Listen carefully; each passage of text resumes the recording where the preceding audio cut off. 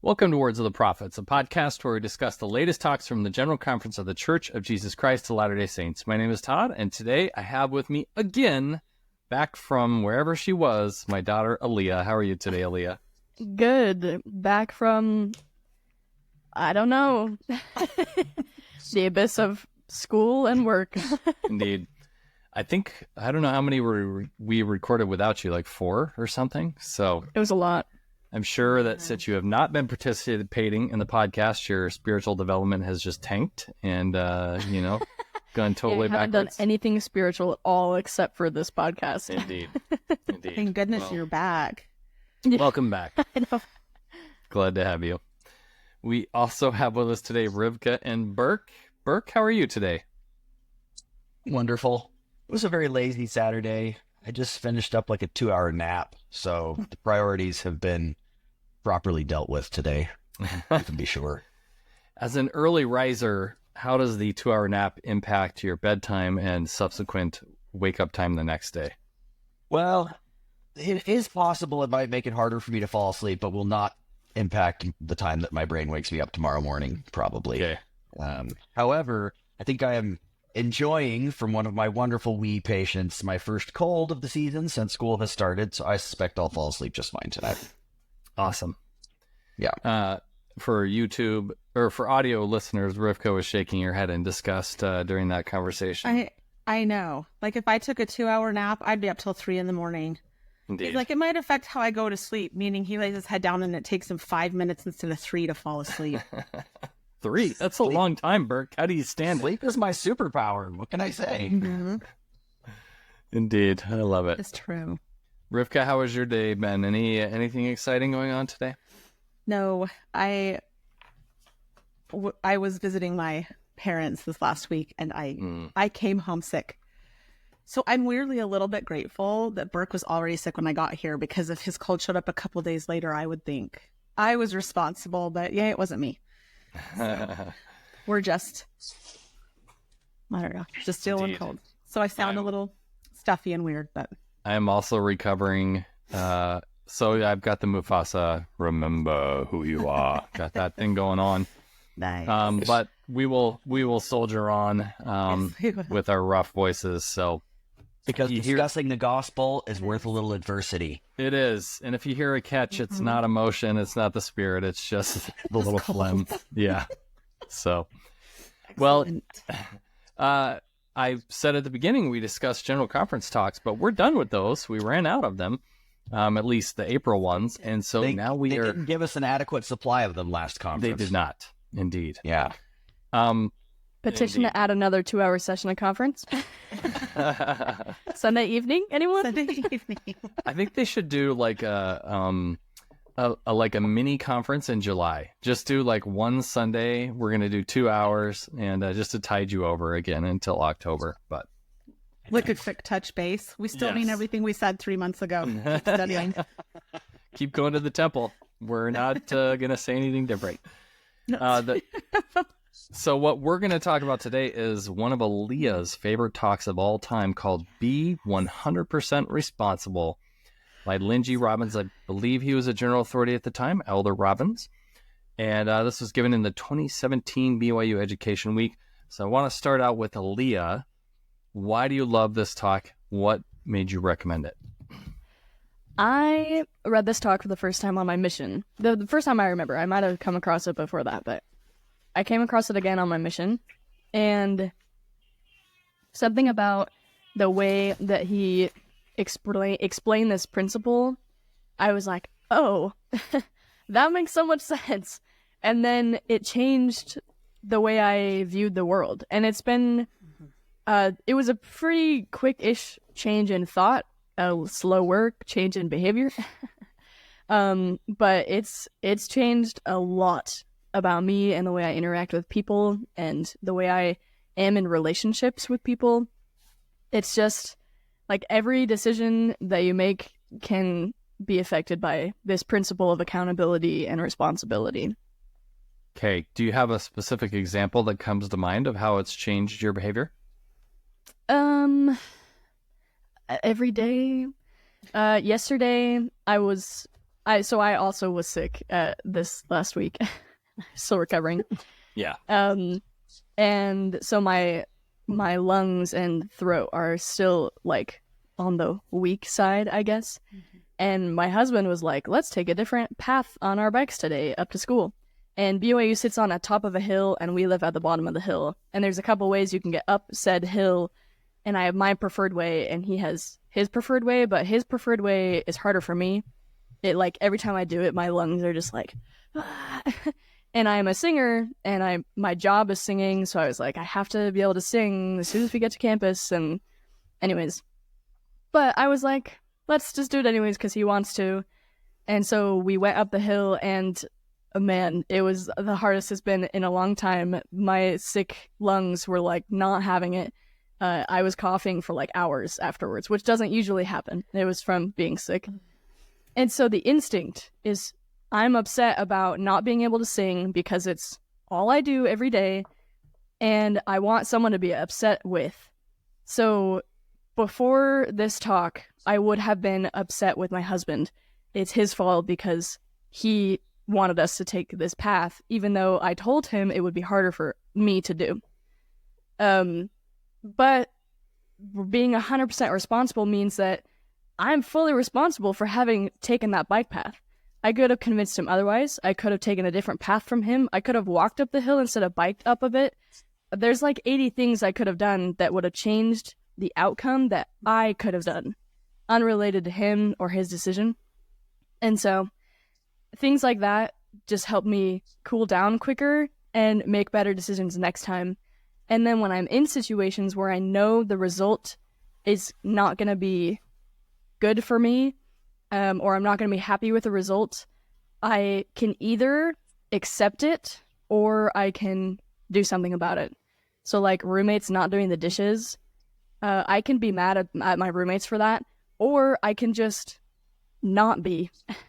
And I can accept that I could be responsible for having a clean kitchen. If I wanted to, I could do all of their dishes. But I don't want to, and that's my choice. And so I'm going to have a messy kitchen. And I'm 100% responsible for that. So, anyways, every single day you can apply this principle of responsibility. And there's almost always something you can do to change, to be okay with the outcome, you know? Yeah. I love it. Great summary, great examples. Your mom would call that giving away your power. So if you're upset at your husband, then you're choosing to allow him to determine your mood, or your roommates, like, well, their behavior determines how you act and feel. So I love that. Yeah. Which isn't fair to them either. Like, it wasn't his fault that I am recovering from sickness and chose to do something hurtful to my body anyways. Yeah. You know? Yep. Also, to our dear friend Steve in the UK, I hope you've been using headphones and have the volume turned way up because you've gotten 5 minutes of ASMR from Rivka turning pages. So I hope you enjoyed that. I was trying to be so quiet, and then I like dropped a bunch, and I was like, oh no. I love it. Please go to our alternate YouTube channel, Rivka Turning Pages, to just... That does not exist. She's not talking. She just goes... It's like a deep and endless ocean, as said by Stranger Than Fiction. Anyways, so we're going to talk about this talk, but I'm going to throw you guys a curveball. I'm going to do the fundamental doctrines at the end of the talk, because like these other devotional styles, it's very stepwise. He builds in a very linear fashion. So I think we'll talk about the whole thing and then come back to what our real takeaway was. So let's start at the beginning. And if you read only 3 paragraphs of this talk, you would learn something that so few people understand, that is so confused in the gospel, in the church, in the world. It's mind-blowing how hard it is for us to understand this as human beings. We want one thing or the other, not a duality. So here he starts off. This was my favorite part, so I'm just going to read it and then we'll talk about it. Many gospel principles come in pairs. I'm going to say it again. Many gospel principles come in pairs, meaning one is incomplete without the other. Not just that it balances it, or whatever the case may be. You have to have one or the other, right? That's right in the Book of Mormon, but we don't process it. And so he's going to talk about 3 pairs. Now, faith and works, he kind of puts to the side. So we're going to let that one go. He talks mostly about agency and responsibility, but spends a good deal of time on mercy and justice. And I love his follow-up to that. He then says, when Satan is successful in dividing doctrinal pairs, he begins to wreak havoc upon mankind. It is one of his most cunning strategies to keep people from growing in the light. So Alia gave us a big, long opener. So let's go to Burke. Burke, what do you think about this idea of doctrine coming in pairs? I just love how crisp that idea, how concrete that idea is. And then he lays it right out for you. Agency, if you want agency, you have to also be okay with things being your responsibility. If you want mercy, you have to also be okay with receiving justice in some areas. And I mean, the mercy and justice, we already know works great for me because it's mercy for me and justice for everybody else. Yet, I agree with you. Like, you could read the first 3-4 paragraphs of this and be like, wow, I'm going to spend a week researching that, thinking about that, learning more about that, and you would just be starting. Yeah. It's just so great. And for him to say, too, that all Satan has to do is get you to focus on one half of the pair, and you can lose the other half completely, and you can be totally lost. It's fantastic. I just love the way he laid that out. And when I read it, I was like, I knew this, and I had no idea. That's exactly how I felt about it. It's like, and I've been talking about this for years about if you go on the straight and narrow, it's really the straight and narrow is more about ideas than it is about behavior. You can veer off to one side, but the way he says it is so much clearer. Yeah, I knew this and I had no idea. I love that. And I love how you just frame that, Burke, that if you just lose one side, you've lost the whole equation. And it's so, I think in our current culture, it's so easy to just go into agency because we just want choice, and mercy because we don't want justice, and or maybe a twisted form of justice without mercy. Yeah, and you lose the equation. It's a pair. You can't have one without the other. It's kind of interesting. It's kind of like, for me, I remember taking a government class probably many, many years ago in high school and being really confused about ultimately what the difference between communism and fascism is, because they seem like they're on opposite ends of the spectrum. But then when you get to kind of how the governments worked out, they did most of the same things to their people.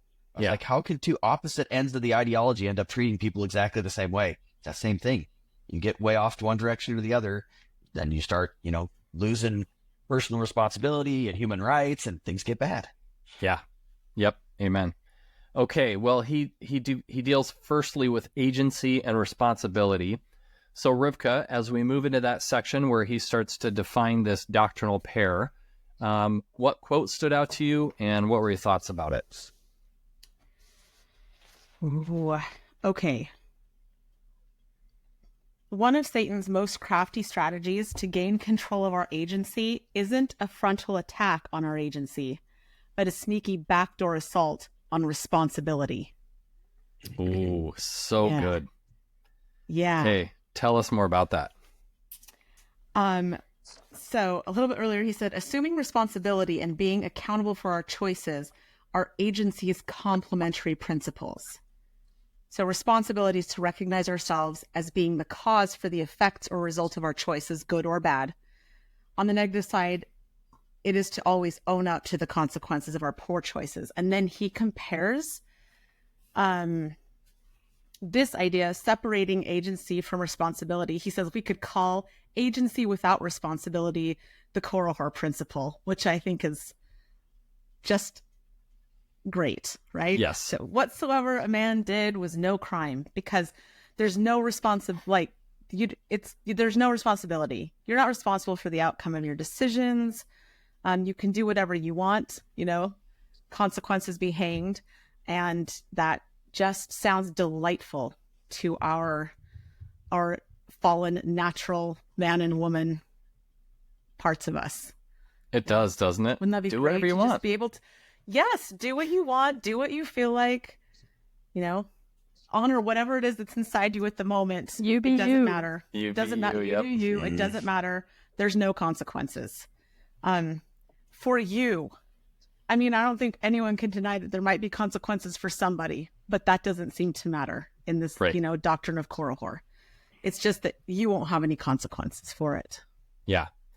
So he's not trying to deny our agency, but in denying the responsibility of our choices that we make with our agency, you in effect deny our agency. So Yeah. one half of the Yep. pair. Okay. I read a great article. We've talked about this before, but about how when I grew up, I sort of assumed that Satan's plan and the war in heaven was to like mind control us all, like force us to do the right thing.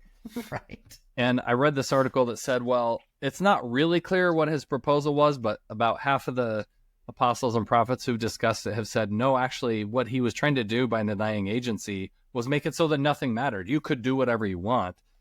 So this is the core principle. You do whatever you want, and none of it matters. And so that's how he took away agency, not by removing our choice, but by removing the responsibility, which is the half of the pair, agency and responsibility. So, Right. Yeah. And I think it's Awesome. worthwhile, Thank you. too, to look at his list of examples here. For example, freedom of speech without responsibility could be used to create and protect pornography. And it is. The rights of a woman can Yep. be twisted to justify an unnecessary abortion. And they do. When the world separates choice from accountability, it leads to anarchy and a war of wills or survival of the fittest. Which is interesting because the whole reason society exists is to stop this war of wills and survival of the fittest.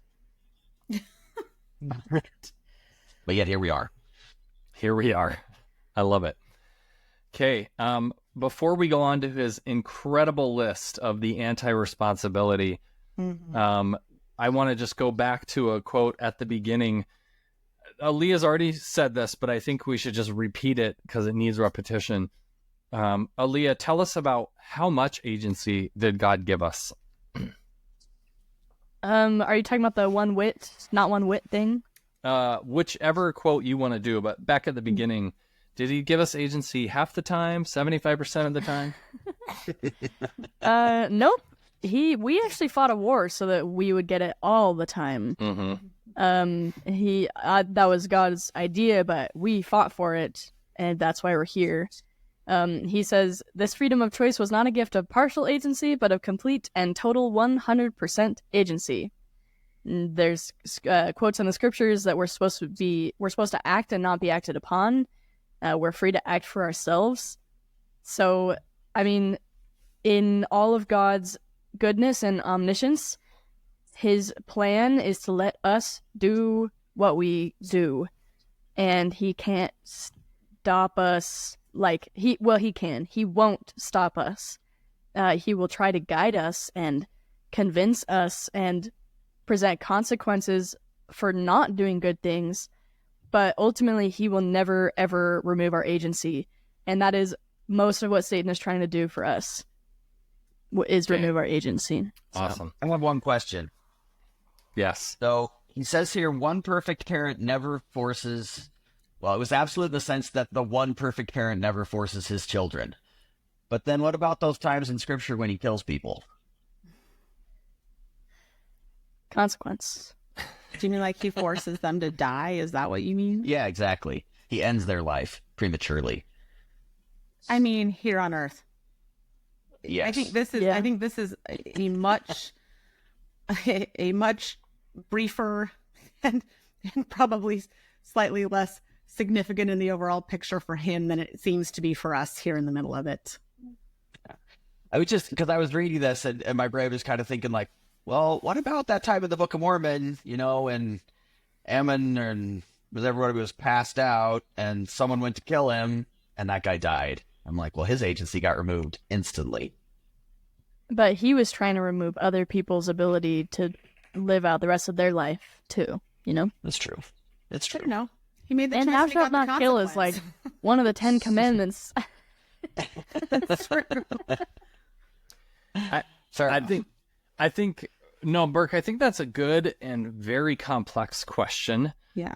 I think most of our consequences for agency happen deferred after the action.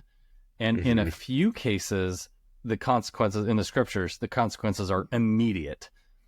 Yeah. And so in that specific case, I think what they're saying is it's a consequence and I would modify that to say that was an immediate consequence. Yeah. He could have let him complete that, and then he paid the price later, which would also be death. Because that does happen still. Yes. Yeah. Yes. The majority of times that's how it occurs. Yeah. Well, and I do agree with this, that a lot of times consequences feel like they're removing our agency, but they're a consequence of a decision we've already made. Right. Yeah. Yeah. Okay. Awesome. So 100% responsible is the counterpart to 100% agency. And I was going to talk about this later, but maybe since we're harping on the 100%, what about if you're addicted to something? Sometimes it feels like you don't have any more agency. Or what if you're trying to make even non-addiction, but just trying to I just want to exercise more. And it's really hard, and I can only do it once a week, and what I want is 5 times a week. How do we factor that in? Do I really have 100% agency in that moment? Burke, you look very thoughtful. What's your response to that? I think, yes, you do still have a choice. And the way I work this out in my head is every time you say yes to one thing, you've said no to everything else. Mm-hmm. So you still have an agency for which things you say yes for, but you may not like the consequence of what you choose. Right. Or the responsibility that comes along with making that choice. I'm not sure if there's a great way to say it, but. Well, and if the situation you find yourself in is a result of a prior choice made, then in some ways your agency may be bound a little.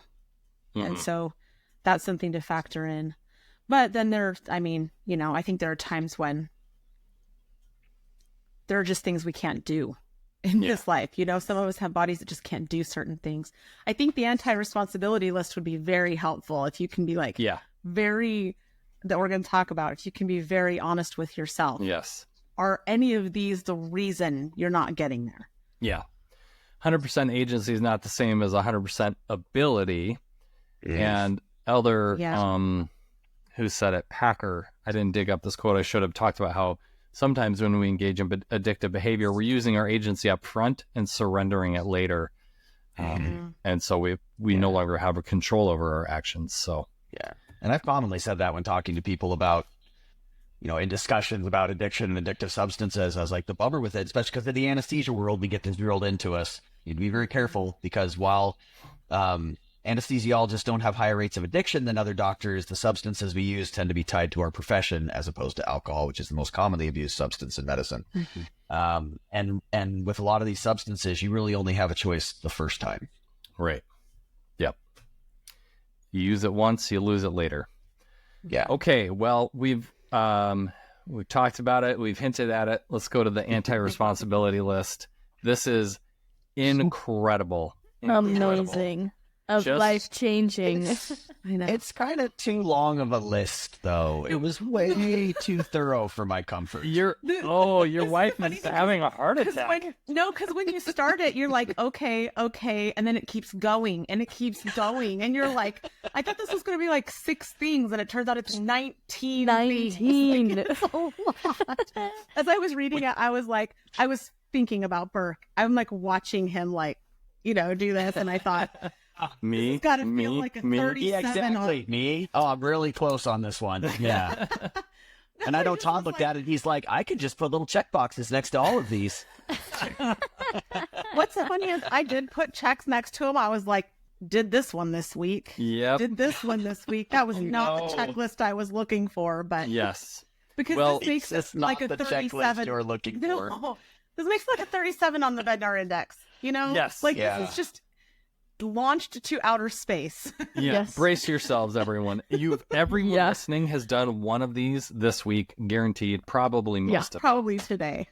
So, all right, let's go through them. He really gives one sentence for each, and I'll just sort of take turns going around with each one of these. But if one of them really speaks to you, feel free to jump in. So, I'm going to go back to Alia. He starts out number 1. So the anti-responsibility list is a list of things that Satan tempts people to say or do to avoid being responsible.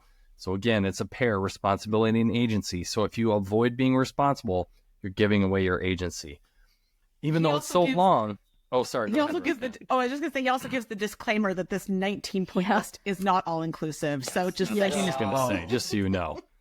Disagree. He's like, this is overly inclusive. We can't make all of this.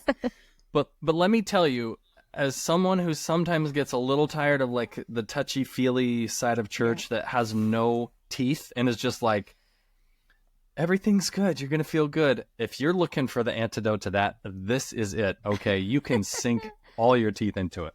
All right, Alia, if we're going to get some emotional maturity right now. Blaming others, number one. Tell us about that.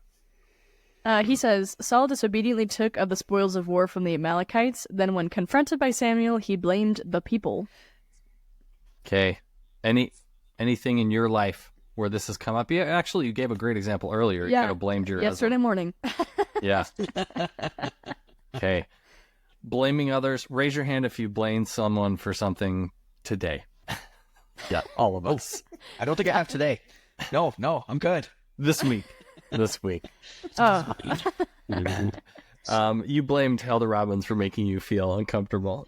So raise your hand again, Burke. Okay, blaming others, number one. Number two, Burke, rationalizing or justifying. What do you think about this one?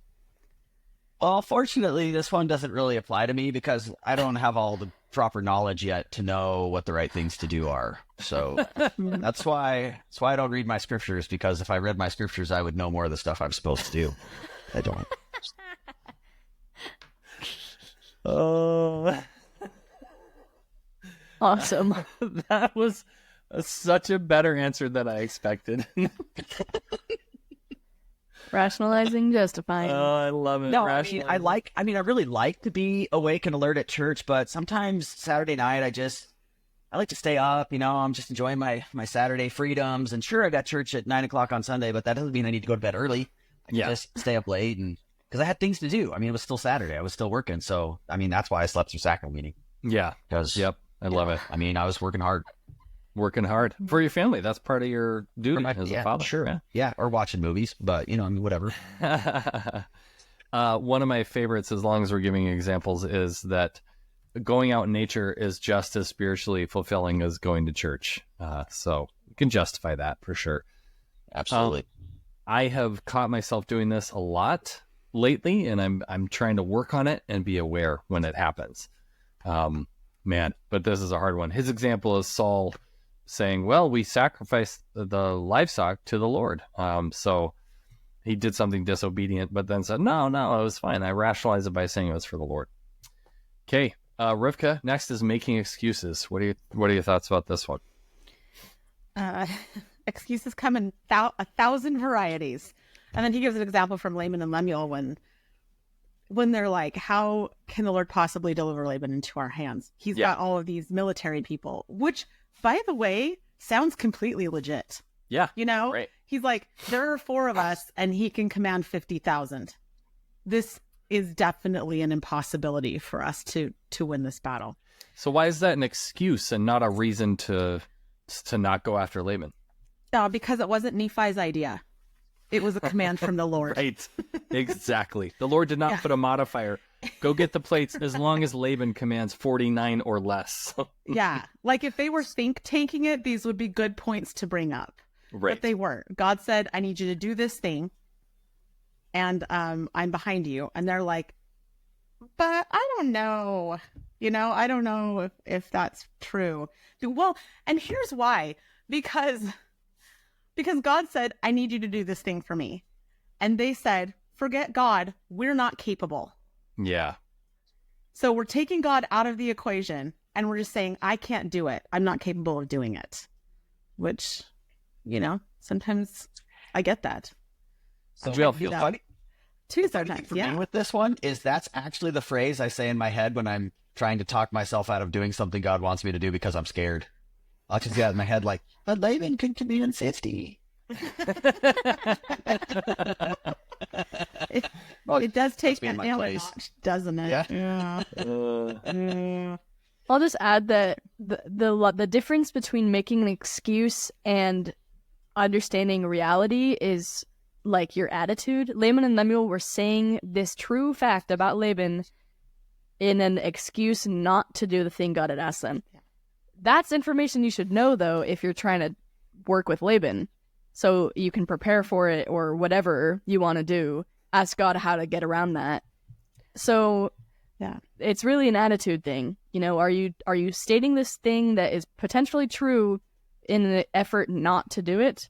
Or are you stating this thing that is potentially true in an effort to prepare for it and do it anyways? Right. That was the difference between Laban and Lemuel and Nephi. Because Nephi also would have been aware of this situation. Right. But he was like, well, God asked us to do it, so he's going to provide a way. Let's figure out the way. Okay.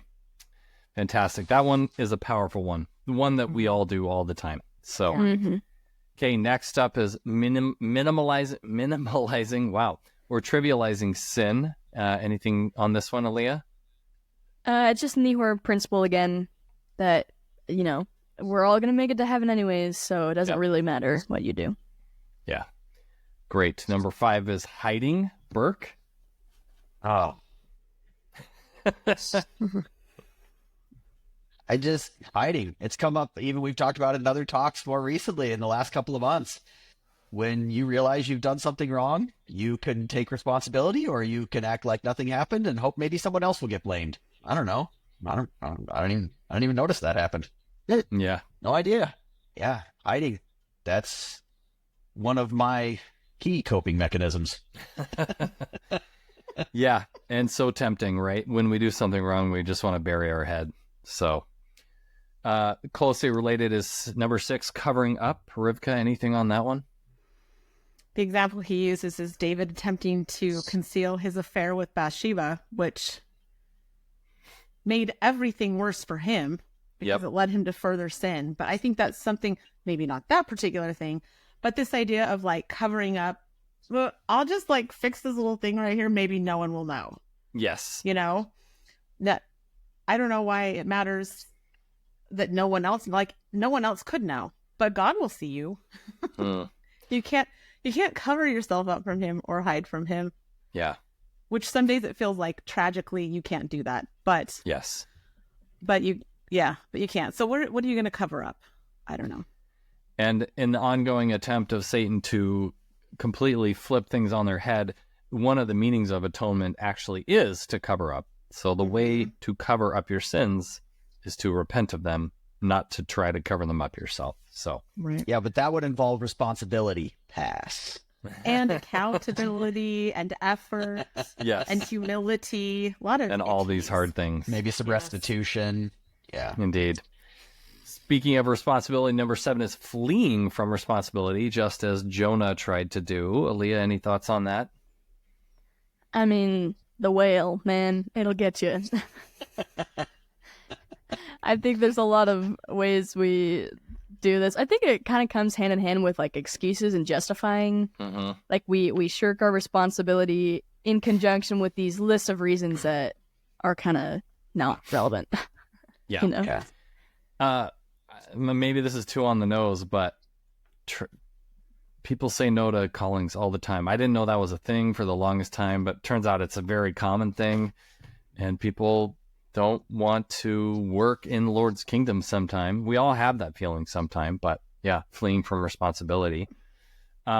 Closely related is abandoning responsibility. So this is a rough example, but when Corianton forsook his ministry in pursuit of the harlot Isabel, Burke, anything to add on abandoning your responsibility? I haven't pursued any harlots in my day, but however, it was interesting because I was thinking about in the saying no to callings, apparently this is something that is more common a female aspect of church service to say no, which was surprising to me when I found this out. Guys are more likely to do the next one. Say yes and then do nothing. Yes. Which is kind of like outwardly lying. Yes, absolutely. I will accept this responsibility. And then you just don't do it. Yeah. Yep.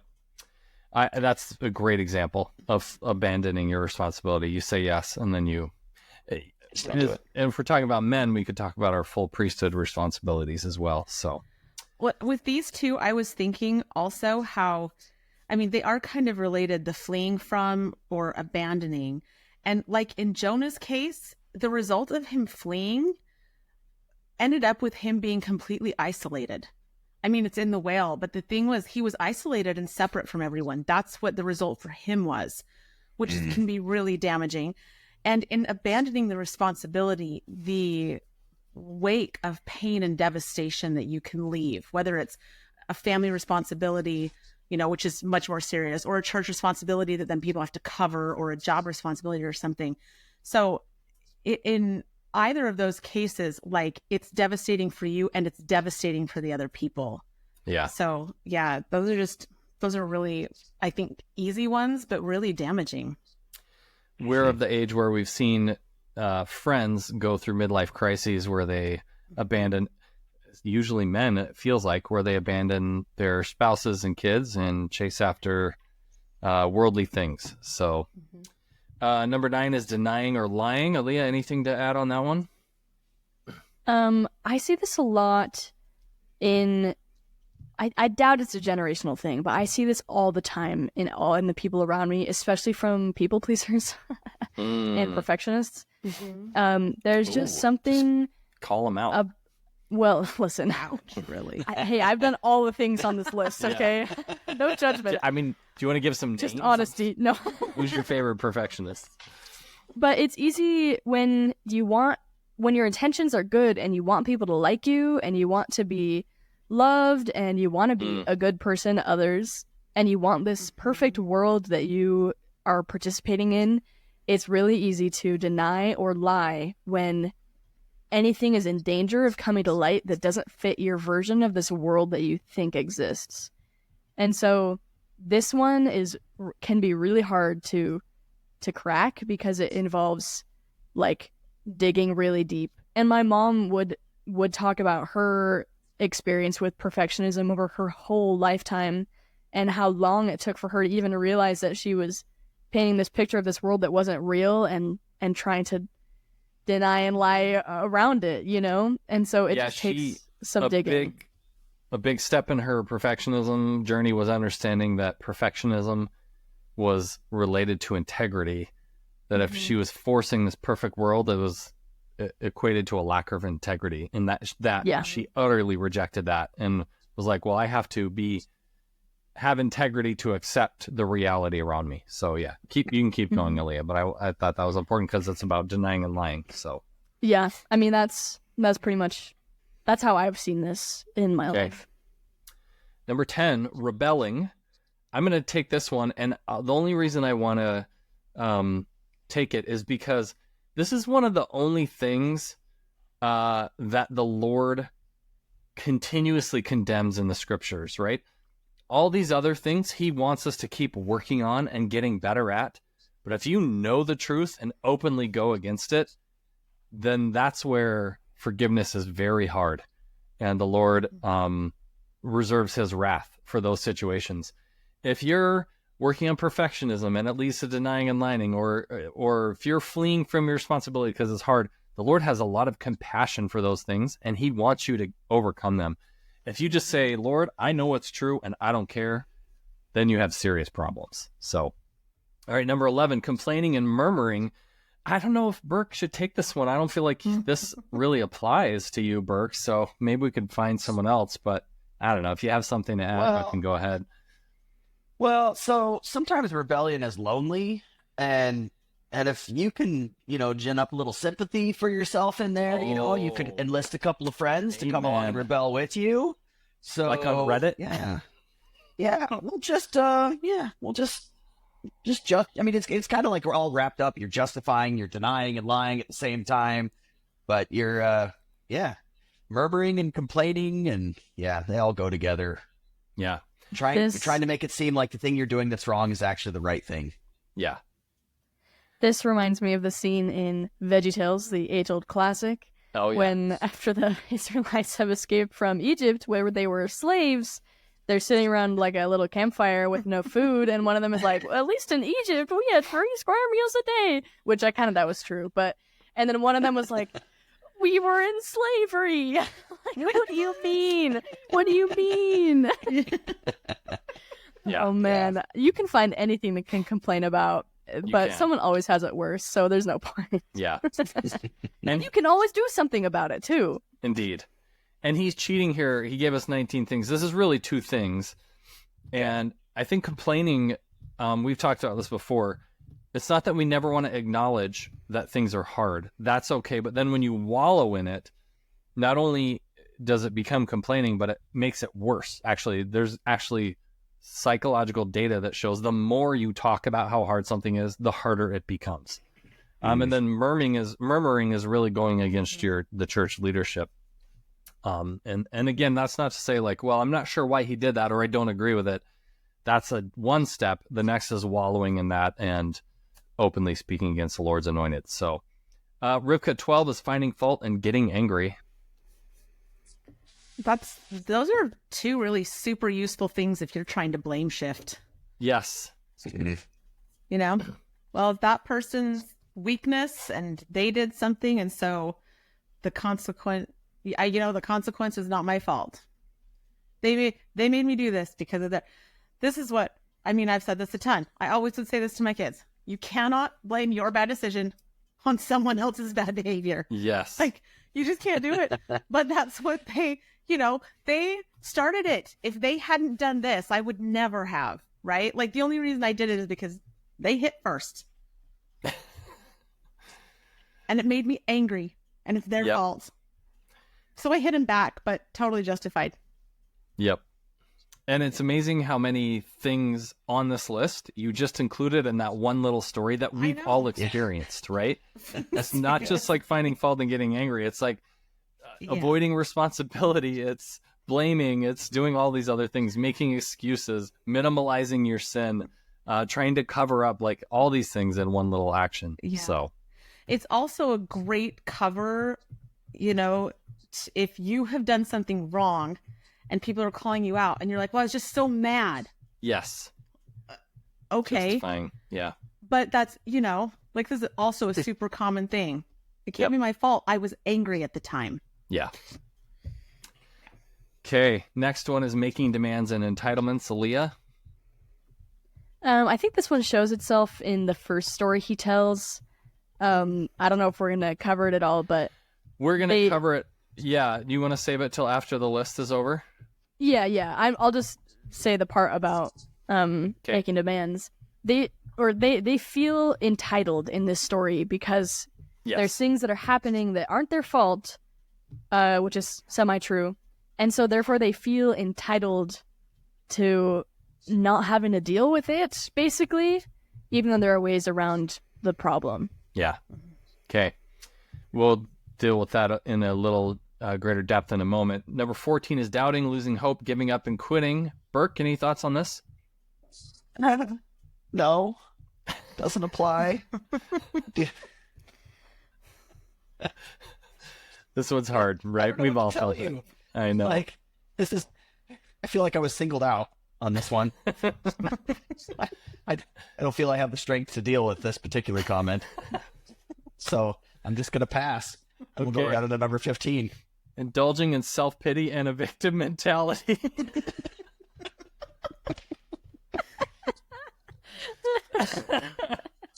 Wow. Always me.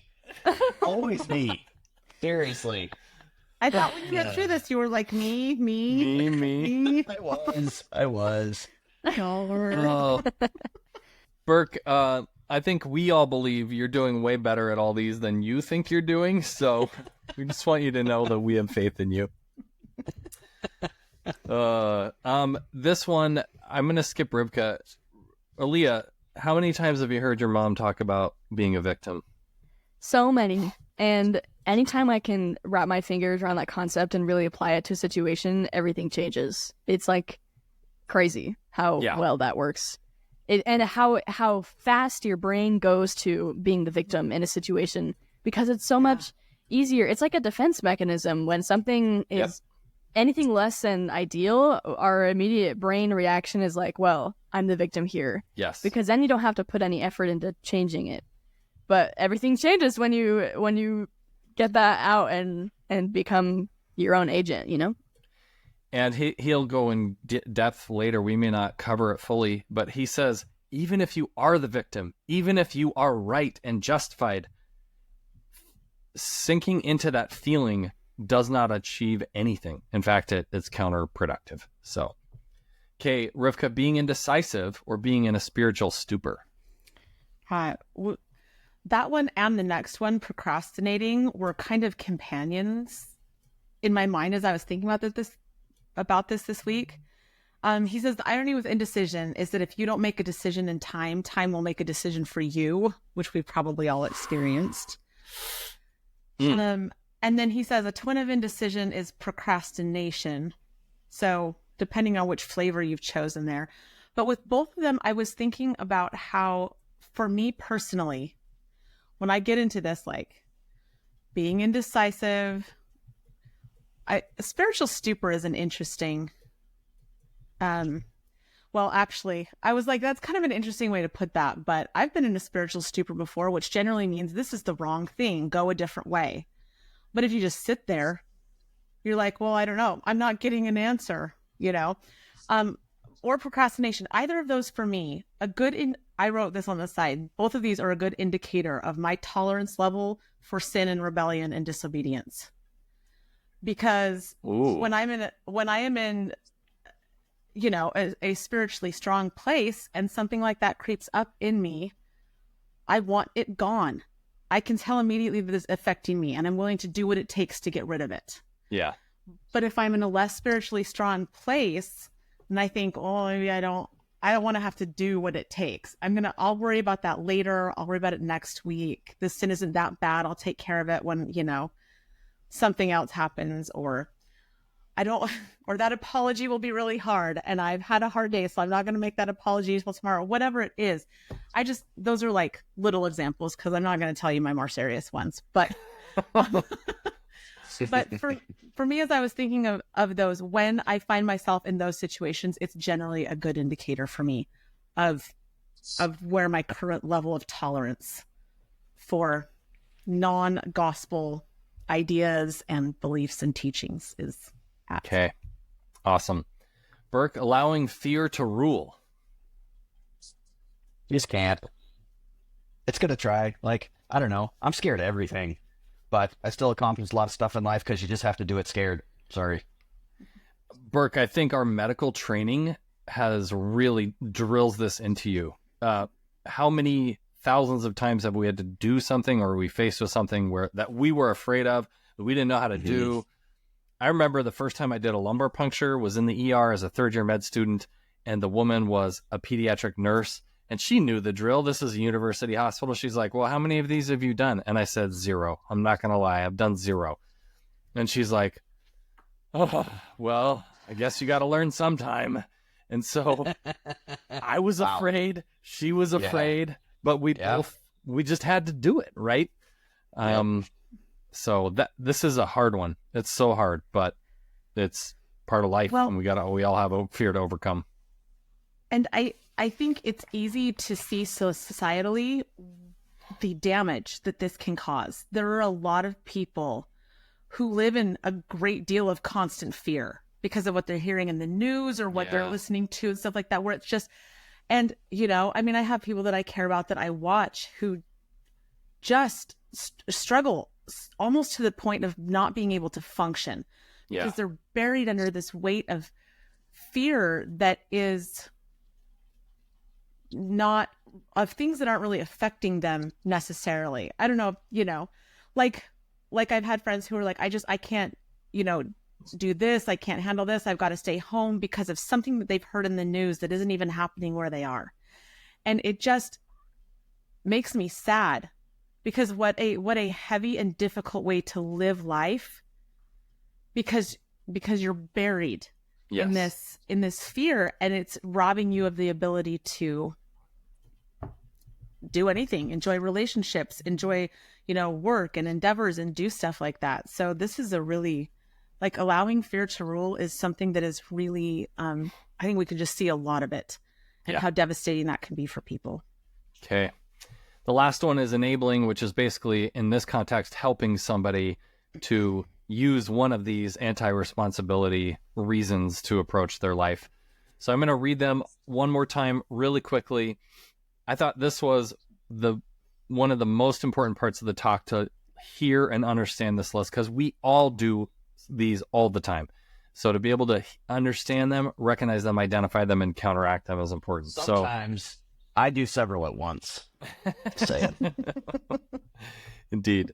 So blaming others, rationalizing or justifying, making excuses, minimalizing. Wow, why do I have trouble with that word?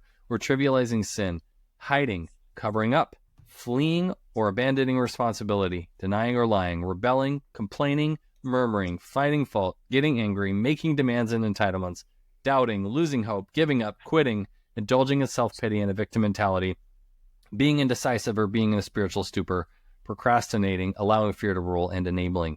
And he says turning to the anti-responsibility list is an act of self-betrayal.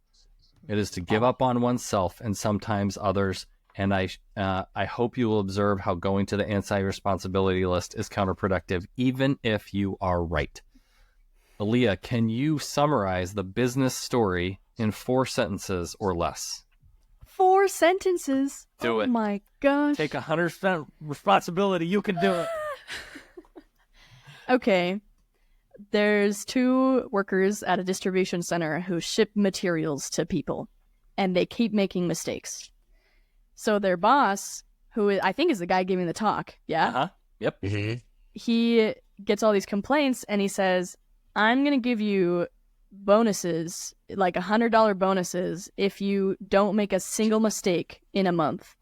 And I'm going to just adjust your phrasing. If a mistake is not made, because some of them weren't their fault. Right. It was other people making mistakes. If a shipment gets to where it's supposed to get late or doesn't have everything that the person delivering the seminar needs.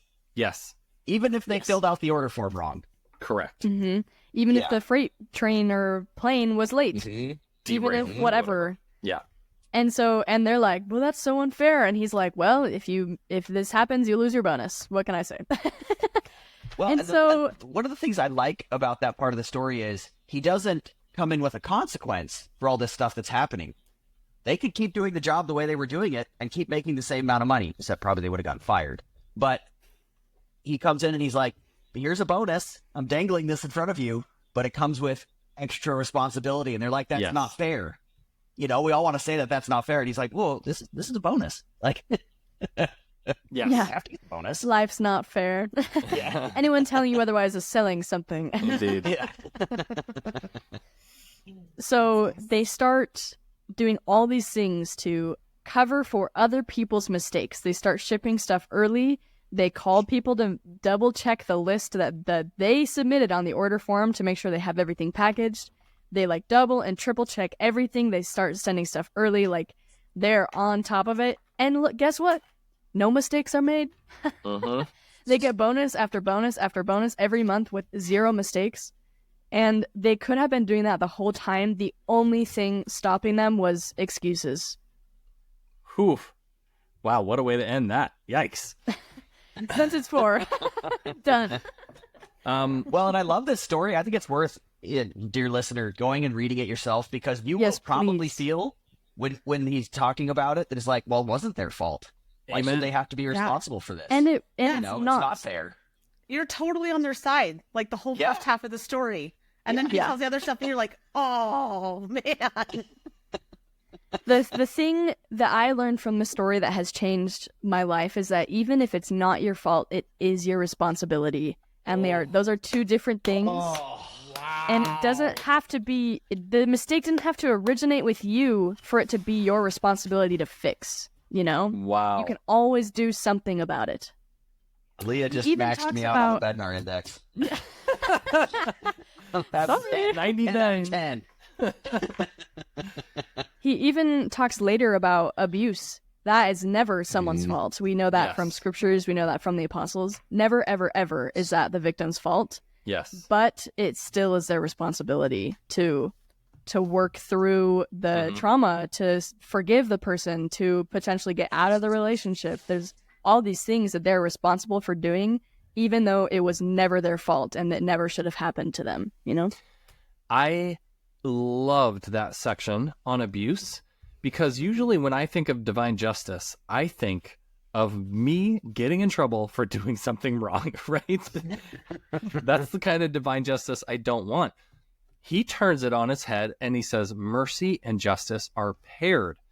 The mercy that the Savior has for you as the victim of something horrific is paired with the justice for the perpetrator. But you have to trust that justice. It's for the Lord to enact, not you to enact.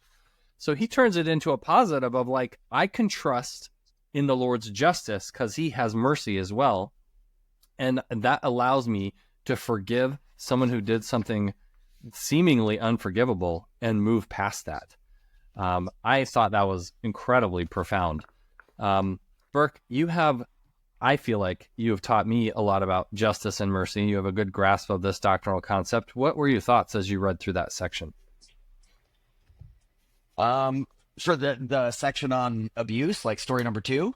Yeah, and the justice and mercy. So the interesting thing is when I first read the story, and part of this is because I have some very, very feminist sisters who I like to try to read and understand, and immediately my brain was like, why is this the prototypical story of woman is abused, or, woman has to apologize to her husband after they got in an argument, or woman is abused? Why is it always that she has to do the hard thing while the guy gets away with it?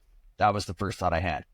And well, yes, this story is that, and I think partially because it's a very relatable and understandable story in a lot of ways, but the thought I had was the person I worked for the last 12 years before I left my previous job, who also I think was guilty of some of these sorts of things, but was a very narcissistic, manipulative person, and all of the things in dealing with that person that made my life difficult, and how ultimately the right answer to the entire situation wasn't to blame him, wasn't to get angry, wasn't to give up. It was to keep doing the hard thing until I had the ability to move on, and then to recognize all the ways in which God blessed me in the midst of that trial and with greater strength. And those kind of things. So even while this story is a very stereotypical gendered representation, all of us have aspects of this in our lives, and the same applies.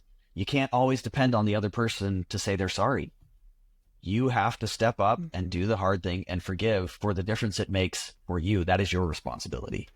Yes. And in this, I think this is another one of those things where, like, if any of this is resonating for people who are listening, or if you're like angry about hearing some of this because we're just touching the little bits, go and read what he has to say. There's way more that we can talk about this, but I really love 2 parts of this. One, he says part of understanding forgiveness is to understand what it is not. And he goes through and details some of the things that forgiveness is not, that often we think this is what forgiveness looks like, like that justice is being denied, or that that you forget what is happening, or you can forget what it is, because he's like, none of that's going to happen. But the other thing, and he talks about how forgiveness isn't about setting the other person free from what they've done. It's setting yourself free from the additional bondage that comes when you harbor anger and vengeance. And in doing that, do not allow the Savior in to begin help healing. And one of the things that just kind of blew my mind, and I had to sit here and think about it, was he says, woman, I'm going to say, until the abused person can turn justice over to the Lord, they will likely continue to experience feelings of anger, which are a form of negative devotion toward the abuser. Yeah. And that traps you in a recurring nightmare. And I had to sit with that one for a while. Yeah. Yeah, because I just thought negative devotion toward the abuser. But it is that, isn't it? Like the positive devotion is I'm thinking about them all the time. I'm trying to, think of ways to improve interaction, or I'm trying to do this kind of stuff. How do I spend time with them? I think, I'm thinking of all of these things, and I want to do things for them and all that stuff. And so the negative aspect of that is that I'm thinking of them all the time, and I'm trying to think of how to have conversations with them. And I'm trying to, figure out interactions, but all of those things wanting to be done with the anger or the vengeance or the want for justice as we see it in our head and mind, that just blew my mind. It gave me a lot to think about. Yeah. That you can have negative devotion towards someone that you are angry with. Yeah. Yeah. Just his clarity of language, the way he says it just allows you to crystallize what's happening. It's incredible. And just to zoom back out to justice and mercy as the pair, because I think, again, we're so fixated on mercy. If Christ is always the lamb and never the lion, he doesn't have strength to right the world's wrongs. If he's always the suffering savior and never the divine warrior, he doesn't have the power to fix all the things and dry our tears, because he doesn't have the strength to make it right. So we have to allow that thing that needs to be made right to be put into his hands. So there are like 5 pages or 6 pages on this. So as Rivka said, go read it, because we couldn't possibly cover it. We didn't even get. Yeah. No. Like there's huge sections we didn't get to. It's so good. Go read it. Incredible. Okay, so let's wrap it up this way. Alia, rather than necessarily like your fundamental doctrine, what was your one takeaway from this, and how is it going to change how you live moving forward? I think my original answer to that question when I read it the first time is probably the same as it is now. Just that fault and responsibility are different, and I have 100% responsibility all the time, pretty much. Yeah. And so I can, that gives me so much power to do so much in my life. Yes. And make so many decisions that I otherwise would not even think to make, because I wouldn't think they were possible. I love that. It's so harrowing. You might have felt that as we discussed, or if you read it, but when you get past that initial you feel so empowered to change the outcomes of your life. It's incredible. As a minor side note, didn't they teach you something similar to this at Disney, that when you worked there, that anyone who asked you a question, even if it had nothing to do with your job, you were responsible for finding the answer? And yeah, you have to know the answer, or have to find someone who knows the answer, or send them to someone who knows the answer. Like you're told as an employee, as a cast member, never to leave someone who asked you a question without an answer to that question or a way of finding it, you know? Yeah. You're 100% responsible for taking care of that customer. You can never just say, that's not my department, go find somebody else. So. Yeah. Okay, Burke, big takeaway and how it'll change your life going forward. I'm going to go ahead and throw in his invitation, because for me that is the big takeaway, even though I don't like it very much. He says, I invite each one of you to eliminate the anti-responsibility or anti-faith list from your life. And if you were about to put an excuse in there, he says, even when you are right. Oh. Yeah. Burke, that's mine as well. That anti-responsibility list. Wow. That's totally life-changing. So I'm going to refer to that. And then he also calls it an anti-happy and an anti-success list. Which is so true. Even if any of us who've been in positions of leadership have seen this limit other people's success. Yes. And you have to know it does the same for you. Yes. Yep. Can I give a example of this in media that is near and dear to my heart? Yeah, please. Yes, please. I just showed my husband Meet the Robinsons for the first time. Oh, and my favorite Disney movie. I know, he had never seen it. How did you get married? I know. Really. Don't let it go. Let it boil up inside of you. You will become capable of truly terrible things. Yes. Goop, as a boy, is right in blaming Lewis for not getting sleep the night before and missing the catch in his winning baseball game, and everyone getting mad at him. He's right. Lewis stayed up when he shouldn't have. Where he was wrong is everything else that happened after that. Everything else. And the Bowler Hat Man is miserable, but like you can see on the inside he like is a generally kind of happy guy, but he's just like weighed down by this quest for revenge, and it was not my fault. And you know, like, can you imagine how his life would have changed if he had just let it go? Or done something about it, you know? If he had been 100% responsible and ignored the anti-responsibility list, everything would have changed. Yeah. So true. Yeah, even if it was not his fault, he could have been responsible for it. Mm-hmm. Yeah. Okay. And in that movie, a single man's inability to avoid the anti-responsibility list leads to the enslavement of the entire human race. Indeed. Yeah. Yep. Thank goodness for time travel. And all the bowler hats. And you can compare that to Wilbur in the movie, who makes a mistake and it causes the whole plot of the film to unravel. And he spends the whole movie doing everything that he can to try and fix it. And he says that at the end, like, I've worked like crazy to fix my mistake. And he really does. Like, he really tries to be 100% responsible and accountable for the mistake he made. That's true. Okay. Great example. Rivka, finish us off here. What else do you have as your big takeaway and something you're going to change going forward? Yeah. So he says, this is in summary, being 100% responsible is accepting yourself as the person in control of your life. And I think that's a powerful statement, because what he doesn't say is being 100% responsible is making yourself the person in control of your life. This has the foundational understanding that you are, with that, period. So your job is to get to the point where you have accepted the reality that you are the one who is in control of your life. And so what are you going to do with that? If things are not going well, even if it's not your fault, what are you going to do? Even if it's someone else's fault, what are you going to do? How are you going to handle that to get yourself back to a place where you feel like, like you're doing okay, whether it's spiritually or physically or, economically, any of those things, you are the one. Okay. Fantastic. Well, I say this all the time. Go read this for reals. It's so good. It is the best talk you've never read. And you can't make excuses for not reading it now. And now you know. And it will be uncomfortable, but it will be worth it. And then find somebody, get a group of 4 other people together and discuss it, because it will change your life. Thank you to reader or listener Alia for submitting that.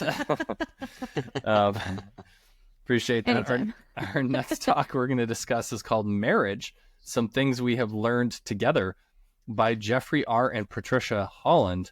And I believe they gave this when he was the president of BYU. And so in the meantime, if you want to get a hold of us, Alia is going to tell you how. You can email us at wordsoftheprophets@gmail.com, or you can comment message on our Facebook, Instagram, and YouTube at Words of the Prophets Podcast. All right. So thanks for joining us today. And until next time, keep the faith.